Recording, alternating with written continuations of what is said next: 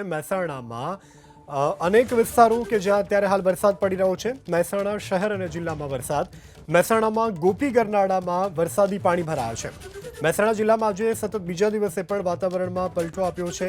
મેઘરાજા મહેસાણા ઉપર પોતાની જે અસીમ કૃપા છે તે વરસાવી રહ્યા છે। મેઘરાજાના અમી છાંટણાને લઈ અને ગોપી ગરનાળામાં પાણી ભરાયા છે, જેને કારણે વાહન ચાલકો પરેશાન થયા છે। મહેસાણા શહેરની સાથે જિલ્લામાં પણ અત્યારે ક્યાંક મધ્યમ તો ક્યાંક જોરદાર વરસાદ પડી રહ્યો છે, જેને કારણે ગોપી ગરનાળામાં પાણી ભરાયા છે। સંવાદદાતા હારૂન નાગોરી આપણી સાથે લાઈવ જોડાઈ ગયા છે।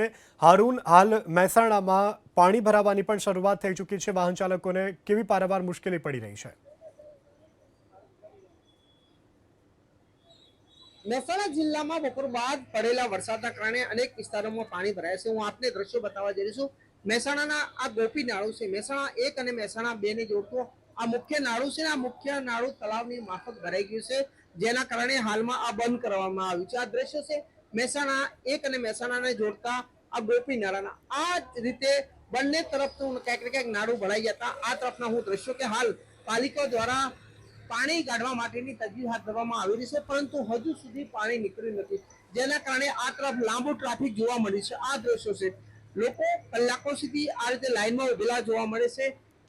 મહેસાણા 1 અને મહેસાણા 2 ને જોડતો આ મુખ્ય નાળું છે ને આ નાળાની અંદર જ્યારે પણ વરસાદ આવે ત્યારે પાણીથી ભરાઈ જાય છે, જેના કારણે આ રીતે લાંબી ટ્રાફિક જામ થાય છે। બીજી તરફ જે આંબેડકર બીચ છે તે પણ ક્યાંક ને ક્યાંક હાલમાં ટ્રાફિક જામ જોવા મળ્યું છે। આ પરિસ્થિતિ છે, લોકો કલાકોથી આ રીતે ફસાયેલા છે, વાહનો તે ઉભા છે, ક્યારે નાળું ખાલી થાય ને ક્યારે તે આગળ વધે, પરંતુ જે રીતે લોકો હેરાન થઈ રહ્યા છે। થોડા જ વરસાદે ઠેર ઠેર આ રીતે પાણી ભરાયા છે, જેના કારણે લોકોની હાલત કફોડી બની। મારી સાથે સ્થાનિક વાહન ચાલક છે, તેમનાથી વાત કરીશું। વડીલ, શું પરિસ્થિતિ છે? કેટલો જી, વરસાદ છે? વડીલ, ક્યારના ઉભા છો? 10-15 મિનિટથી તો આ રીતે તમામ વાહનો હાલમાં ઉભેલા જોવા મળે છે।